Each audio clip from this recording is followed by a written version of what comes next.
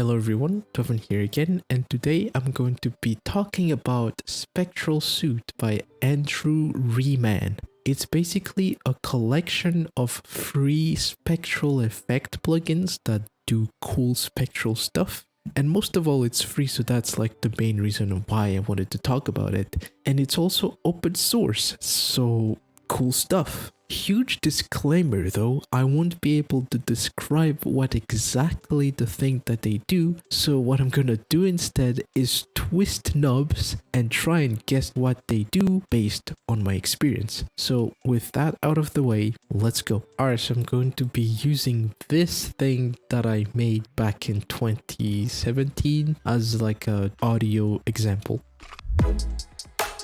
Yeah. So first we have a bin scrambler.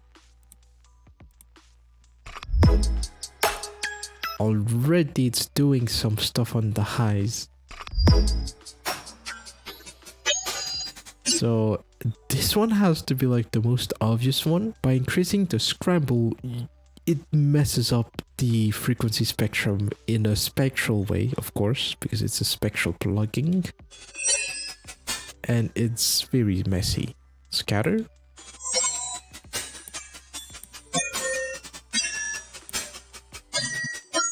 How far the frequencies are scattered? So like the scramble one is doing the most work, as far as I can tell. I can't really tell the difference messing with the scatter knob. And the rate, I think it's like how fast frequencies are scrambled. So I think it's kind of like an LFO. And FFT size, well, for those who don't know, FFT size is basically like the resolution of the frequency spectrum that has been affected by whatever spectral effect you're using. So it's basically going to affect a bunch of frequencies from, I think, from 20 hertz or 0 hertz to 248. Well, right around here. The higher you set it, the more latency you're gonna get, because for the effect to affect a bunch of bands, it needs to have a little bit of time, because that's a lot of band to affect. If I have like a low FFT size, how it sounds amazing. It's only going to basically affect a small range of the frequency spectrum. It sounds pretty cool though, and it doesn't really require it to like have a big latency because small FFT size. Yeah. And then we have additional settings. Random seed, 0 for random. I am assuming this is like the phase or like the modulation profile, like random modulator kind of deal. FFT style default. Okay. PVOC. It sounds like a vocoder with noise. Let's have it higher.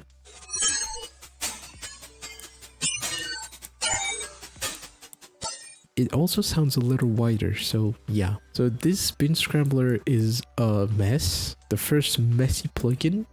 Okay, now we have frequency magnet.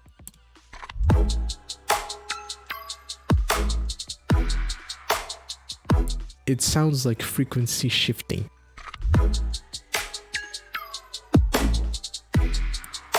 It sounds weird, but I can hear the frequency shifting effect. So let's just stick with that.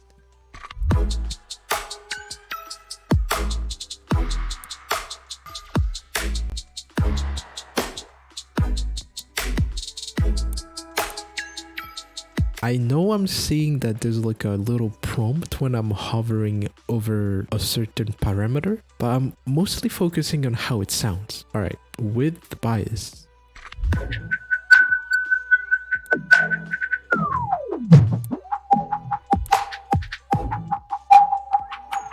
That's kind of cool. I can't describe it. Okay, let's change the FFT style to PVOC. I'm going to describe this FFT style as default and this PVOC as vocody. What is bad shift?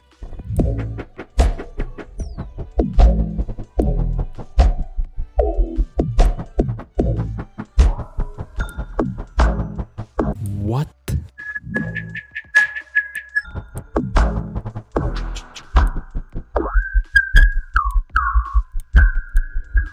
It's doing stuff to the low end. I don't know what it's doing. But yeah, so it's pretty interesting, very obvious artifacts. It's not like subtle or anything. I like it. And then frequency shifter, pretty self-explanatory.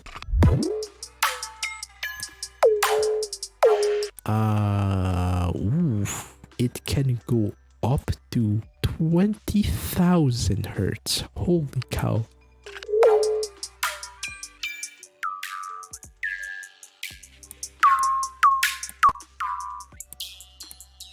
Alright, let's choose.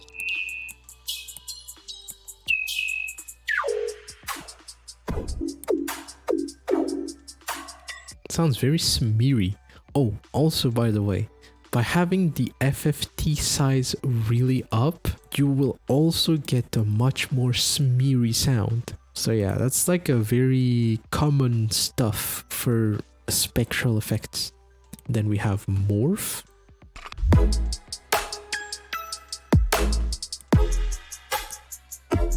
Ooh.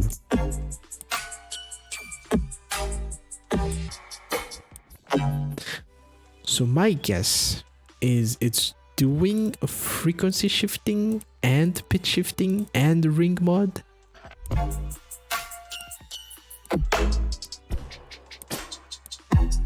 Oh.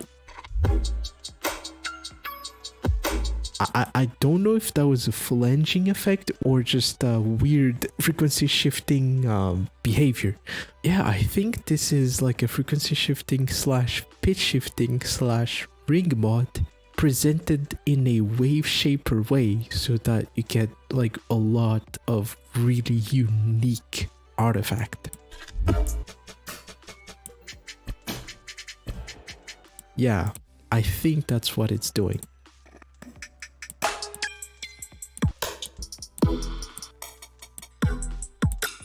Yeah, there's definitely some ring mod happening here. Alright, let's switch it to vocody mode.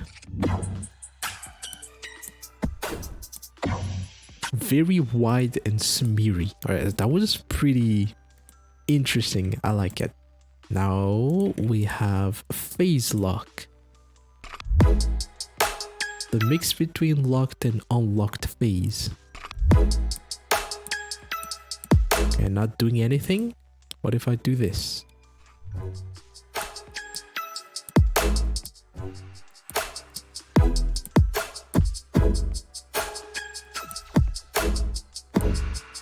It's freezing something. What? I think it's freezing something.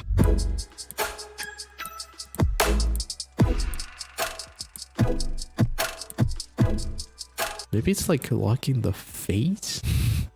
Hence the name phase lock? Alright, so the mix between locked and unlocked magnitude.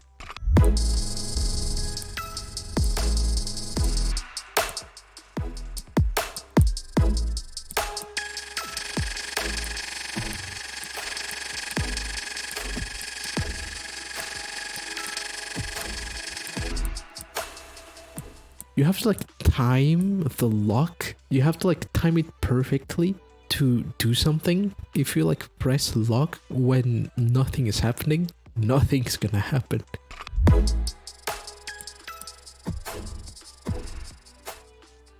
Amplitude tracking. Ooh, this is envelope.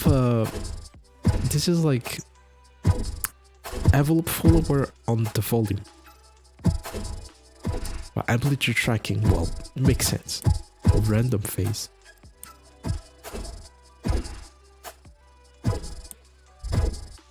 Makes everything sound smeary, just like in Harmer's randomized phase. It's pretty cool. More phase and frequency.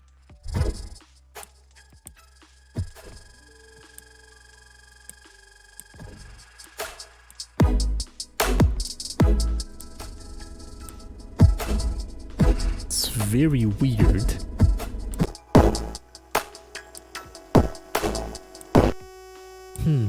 Let's go with vocoding mode.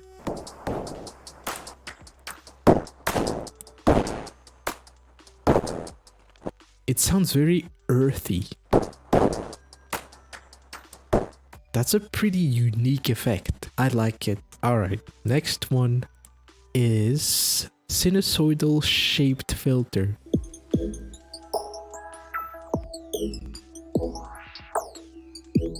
Sounds like notch filters.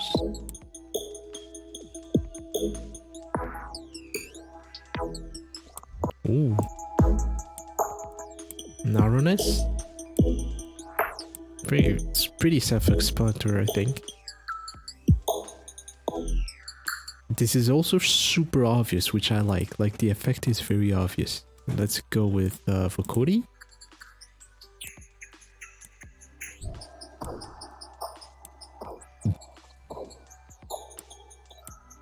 Pretty cool.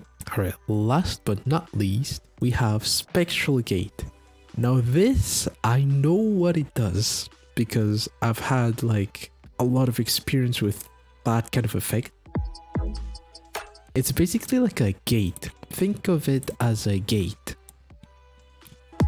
Like you have a threshold, right? And when it goes past the big transient hits, it's basically making the quiet parts even quieter. But like normal gates reacts in volume, in amplitude basically. Whereas spectral gate reacts via frequency. So I'm going to solo the loud band. This is basically a threshold.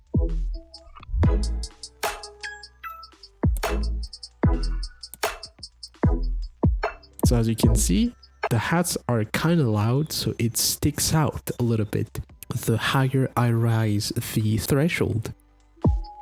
And of course the kick is huge, so it's going to stick out even more.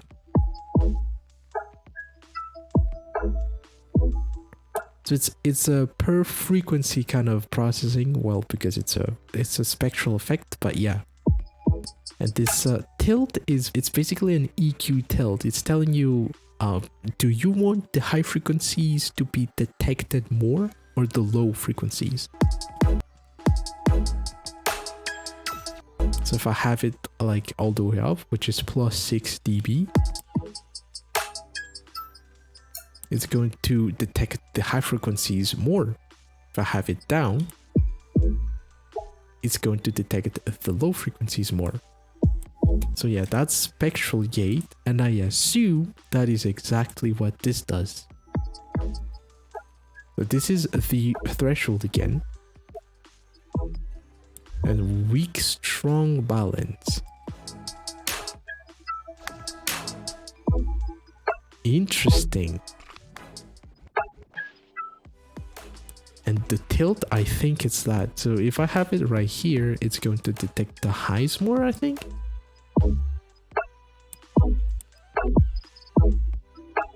Oh. Kind of. There's still an awful amount of low end, but mostly mids and highs. Never mind. It's all the lows. Alright, so yeah, there you have it basically. So yeah, I think I covered all of them in a very unprofessional way. But yeah, now I'm going to show you how I used some of them to make this demo song sound very spectral. And it sounds like this.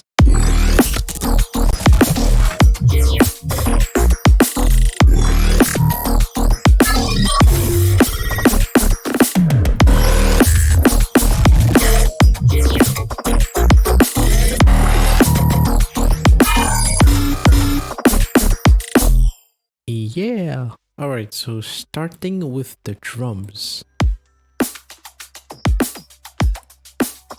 So there's some layering going on here.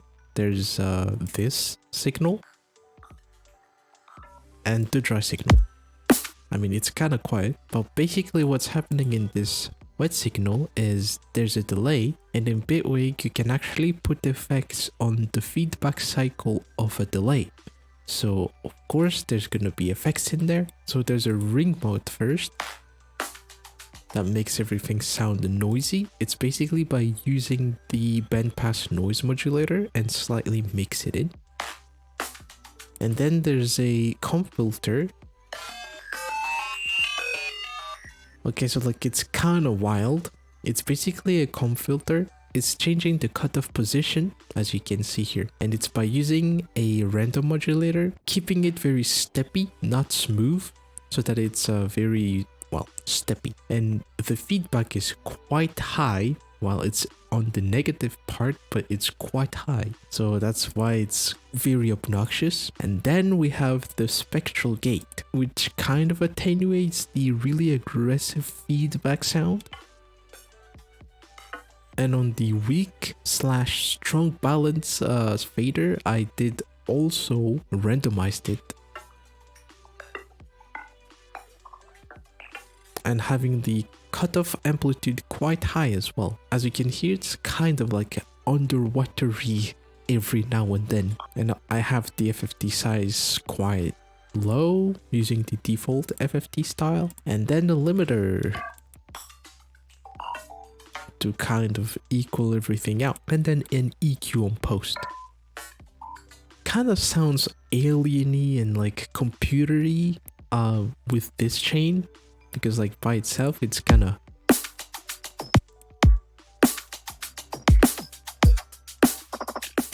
so I kind of like that. And then on the hats, on this hat loop in particular, I added a bin scrambler. By itself, it sounds like this. And with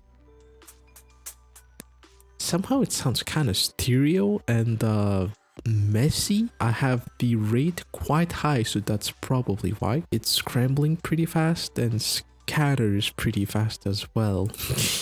And then on the other one, which is here, by itself it sounds like this. It's actually kind of pitched down, as you can tell, and then by adding morph and doing stuff into it, this is why I'm convinced that there's some pitch shifting and frequency shifting happening in here, because it made the sound higher, and with FFT size quite low, with PVOC FFT style this time.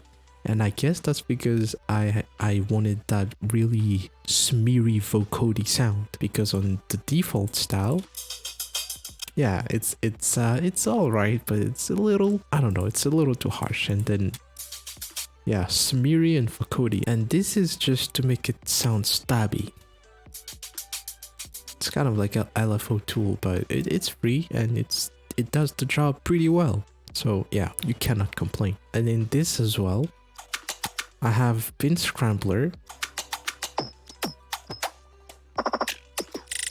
automating the scramble every now and then to make it sound harsh and very spectrally, I guess. I really like to describe this bin scrambler plugin as the plugin that does the very sparkly spectral sound on the top end. And you'll see what I mean in a second. Yeah, in here, FFT style is default. I used loud split to kind of soothe it a little bit. So by setting the threshold to where the harsh frequencies are, which are here, and just reducing the volume, you're basically doing soothe stuff. But like in here, I kind of like the sparkly sound a little bit, and by doing this, I'm completely demolishing it. So I like to kind of mix it back a little bit. So it's kind of attenuating that just a tiny bit. And now in the sample category, first we have this sound. By itself, it sounds like this.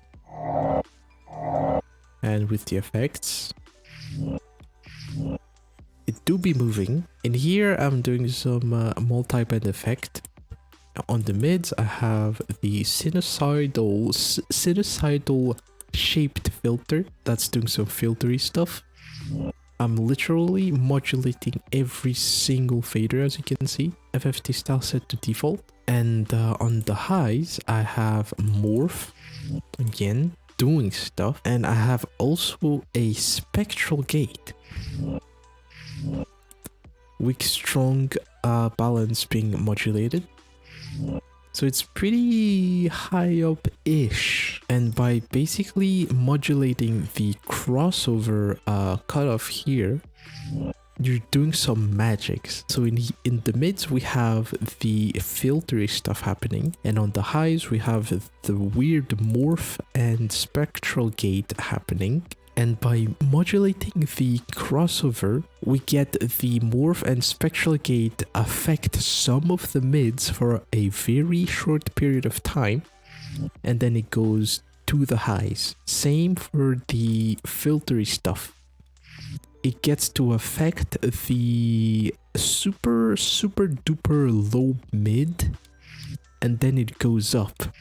So basically these effects are moving, and it's kind of morphing it in a very minimum phase filter way, which is kind of cheesy, but you know what, it's an effect and it kind of works in this context.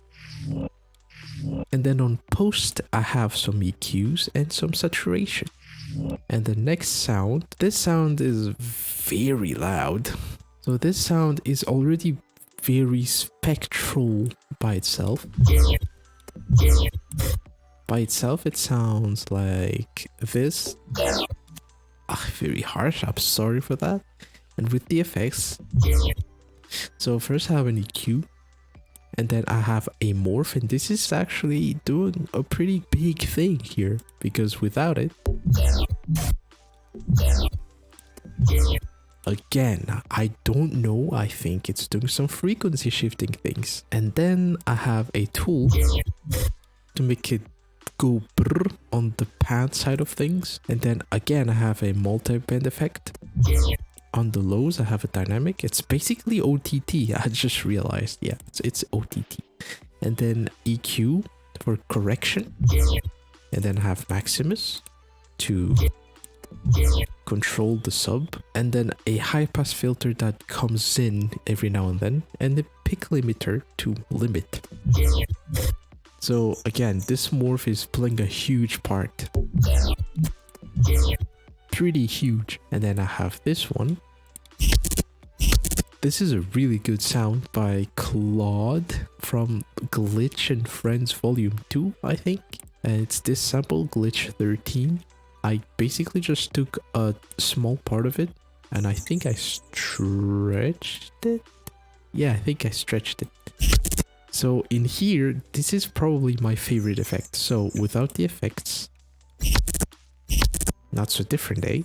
But with the effects, there's a little bit of a difference here. Remember the bin scrambler doing all kinds of weird stuff to the spectral profile of your sound? I have the scramble all the way up, scatter kind of all the way up, rate is kind of fast, FFT size is at 512, and the random seed is, well, this FFT style is set to default. Now, by having the scramble fader all the way up, it's going to do like maximum chaos. And by keeping it on the mids only, it's going to prevent it from basically go insanely wild on the highs. It's still bleeding through the highs a little bit because of the chaotic nature of the effect, but not as much. So let me show you what I'm talking about. This is the effect that it does. Yeah, that thing. By having it on the entire sound, it's not very pleasant, right? But when you just kind of restrict it to be only on this frequency right here, in this case it's between 700 hertz and 1k hertz, and of course it's kind of quiet. I had to like slam it So you get that very messy sound, but it's kind of like it works basically.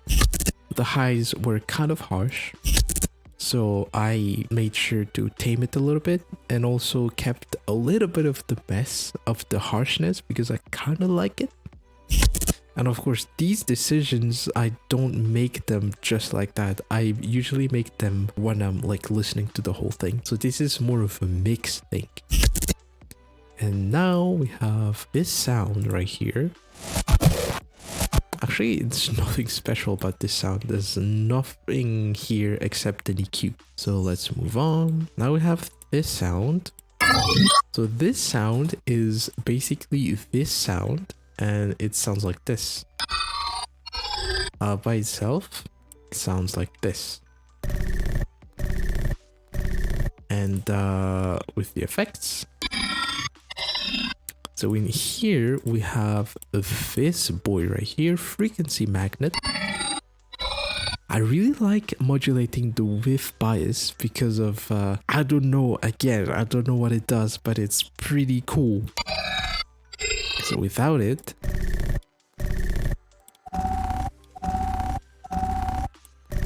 I think you can hear what it's doing. Again, some weird frequency shifting shenanigans. Here I have the FFT size quite high. Guess I wanted some of that smeariness. FFT style, it's set to default and it's not badly shifted. But yeah, I'm only automating the width bias, and then I have a bin scrambler which does that really messy stuff again, and then I have an OTT here, two of them, to kind of you know, balance it. And since the bin scrambler is random every time, well, I assume it's random because like every time I'm playing it, it's different.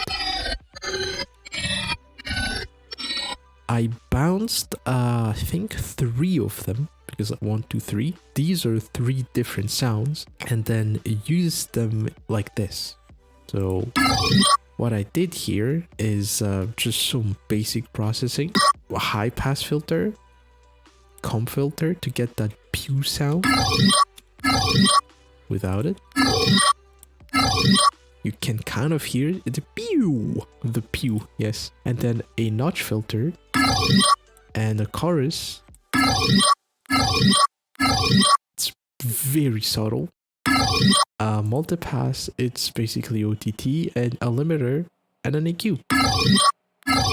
And one macro to kind of do the whole thing. And then since this doesn't have any, well, consistent sub, I just searched for a sub bass D sharp minor. So I just kind of layered that in. It kind of works. There's nothing special in here, just the Maximus. And then we have, so yeah, I think I got every, oh, one more sound. This sound is a sound I made a while ago, resampling stuff. And in here, it sounds like this without any of these. With the effects, it has that sparkly spectral sound. I'm gonna give you 2 seconds to guess what the effect I used to get that. 2 seconds later. You were almost right.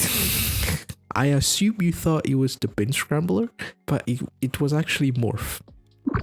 In here, I did some really wacky stuff to really mess up the harmonics, I guess. And then I also have this guy right here. Sinusoidal shaped filter. It's really satisfying to pronounce and also tiring. I have the FFT size quite high and the FFT set to default. I don't know why it's not showing, but well, yeah. So this is how the high sounds like. It's not really like the high. It's kind of like in the mid still. But yeah, that's how I got this sound, and I used a low pass filter with a very high Q to kind of accentuate that really sparkly sound. And yeah, that's the samples. We are now in the synth section. Okay, so like this sound. This is a really nice sound. The sound is a harmer, and by itself it sounds like this. You know, it's just your typical. It's a saw wave with some phasing shenanigans, a low pass filter, and the pitch of the unison is being automated. So it's like messy and then clean, some harmonizer and some prism, and then distortion, compression. I cut the lows on this one, and this is kind of like a separate sub. Nice and thick. With the effects. Okay, now this should be obvious. I did the thing again. I did the thing again where I used bin scrambler on the mids and then saturated it. This time it's a very restricted without it. If I were to not restrict it, this might be nasty. I'm sorry in advance. Yeah, I am sorry. Alright, I again restricted it between 700 and 900 hertz. You can still hear the effects. That's how messy it is. Scrabble all the way up, scatter almost all the way up, rate kind of fast, FFT size 512, FFT style to default, and well, it's kind of random seed, I guess. And without the saturator, it's actually, you can still hear it. Yeah, that's how strong it is. But it wasn't strong enough, so I decided to boost it even more. Holy cow. And then on post, I have an EQ just for minor stuff and, well, Maximus. And then, well, this sound actually progresses. Because like here, we have a citrus. I automated the mute so that like in here, I don't have it, and like here I have it. So it's an FM mess. That's just a squished sine wave. And on the pitch, I have an LFO that is rising basically. If it were to be like all the way up, it's kind of messy, but like I kept it here. So it does that really high pitch modulation, but like it's very subtle. It's been FM'd by a sine wave slightly. I'm also doing things on the envelope side of things with the pitch on the first oscillator, because without it, I wanted it to go wee instead of wee. So yeah, that's kind of how you do it. I have oversampling engaged because Citrus is known for its really bad quality by default. Like if you do a lot of FM shenanigans, you will end up with a lot of unnecessary high-end sounds. By activating the oversampling, you can get rid of almost all of that. Well, if not all of it, if you have it cranked to 64. If your CPU can handle it, of course. But yeah, that is the sound. By itself, it sounds like this. So this effect chain is actually doing a lot of things. So first we have a ring mod. The idea behind this is, well, the sound being like that by default. I wanted it to be more gritty, but in a unique way, basically.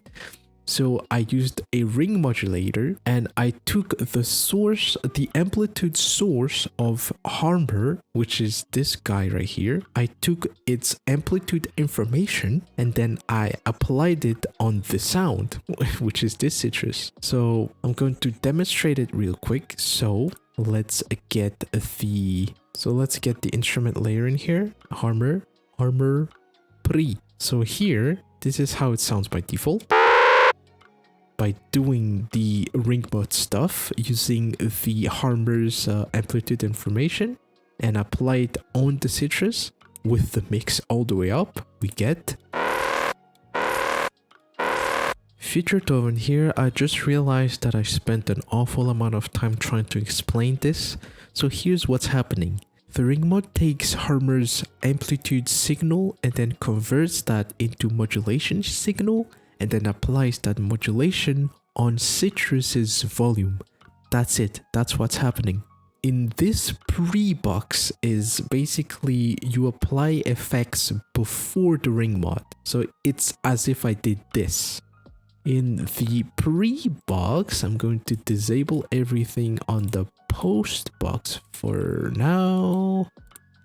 In the pre-box, you guessed it, it's the bin scrambler on the mids again and saturated.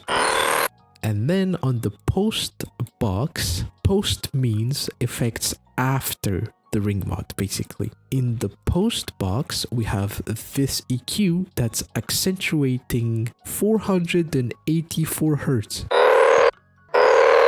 And I wanted to accentuate that because I wanted to distort it.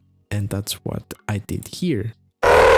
That's very aggressive. I am sorry. I'm using kilohertz distortion here, reducing the dynamic all the way down, drive it up, and then use the spread. And I think this is fine because it's basically just changing the bias on each left and right channel. So it's not like a Haas effect. It's literally just having like different bias settings on each channels. So it's very natural.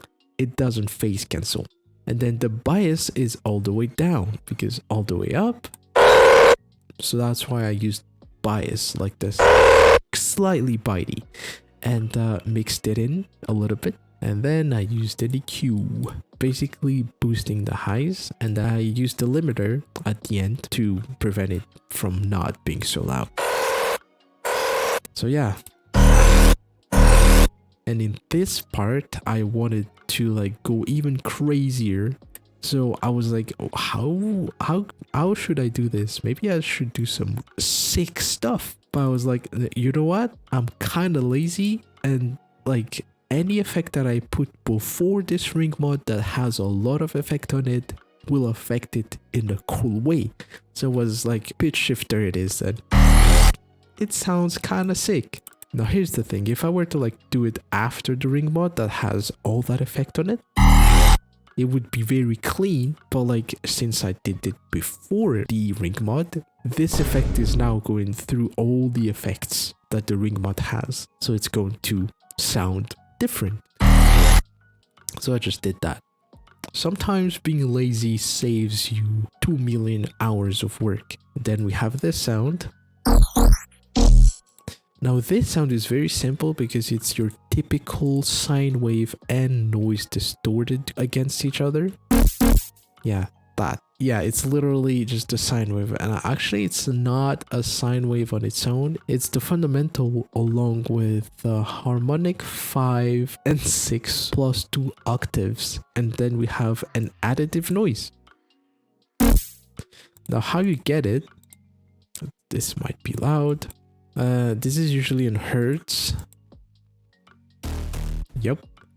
By switching this to oct, you will get noise distribution. That does not sound like your typical white noise. That's because it's additive noise. It's not your typical noise. But yeah, that's how you get that. I added a frequency magnet. It's adding weird texture, weird pitchy textures. I'm using a multi-band FX, by the way, and on the highs I'm doing all of this shenanigans. I put this note receiver before it because I don't know what's up with Bitwig, but like whenever I put an effect that can receive MIDI information, basically look at this. This is a frequency magnet, nothing, no modulation. As you can see, I'm going to like move this fader around and I'm going to play the song. It's going to snap back to the MIDI that is being played. In this case, it's D sharp 0. So it just goes like right about here, 38 hertz. And by adding a note receiver before it and set the note source to no source, you can just have it anywhere and it's not gonna snap back anymore. and then a sinusoidal shaped filter again, which does this spectral notch filtering. And then on post, I have just basic stuff. I got rid of some of the low mids to go into distortion, because without this, they're kind of overpowering the distortion. So by removing some of that, you get a clean-ish distortion. And then I limited the lows again. Then here, this is just simple background elements, but there's something happening here. This is how this sine wave sounds like on its own. It's just a plucky sine wave. Then I have this that turns it into this. So what I did here was I added a bit crusher on the mids. You know, your typical bit crushy sound. And then I added morph. Since we've added like an effect that manipulates the harmonics a little bit, I was like, what if I put morph like after that so that I can manipulate it even more, since this has the frequency shifter slash bit shifter slash everything shifter. We can shift that bit crushed timbre all around. So I did some weird stuff here and ended up with that result and left it there because I was quite happy with it. But to show you what I meant, like I have a default morph here. Listen to how the bit crushy sound sounds like.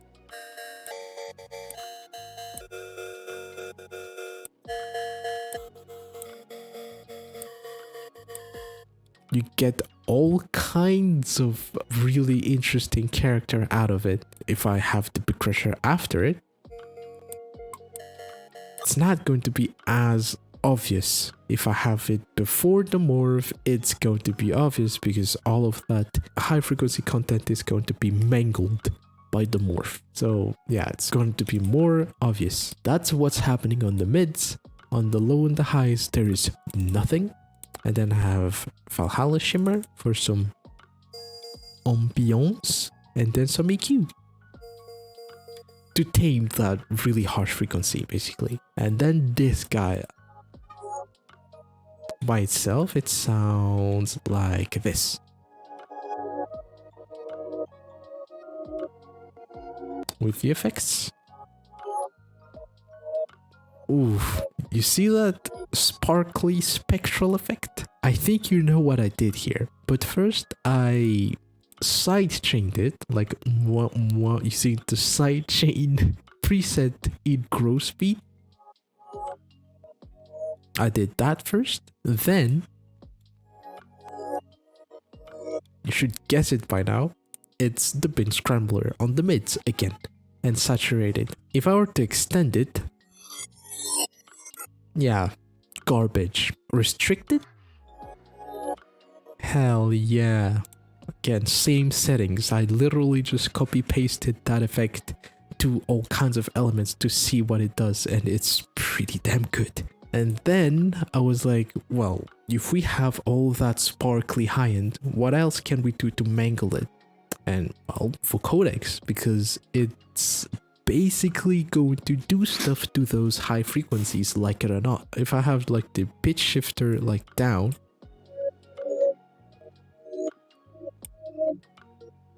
it's gonna make those sparkly sound very dark and watery. If I have them up, however, well, it's still gonna sound watery, but it's gonna, I don't know, it's gonna have that vocodie effect to it, which, well, everyone likes. And then a tool to make it go left and right every now and then, and an EQ. Yeah, that's quite the transformation from this to this. Yeah, Bin Scrambler has to be my favorite effect out of all of them. So yeah, that's all about this video. Don't forget to show Andrew Reeman some love by following him on Twitter and spread the word that his plugins are amazing. And yeah, if this video helped, consider liking it and also subscribe if you really feel like it. And I will see you later. Bye bye.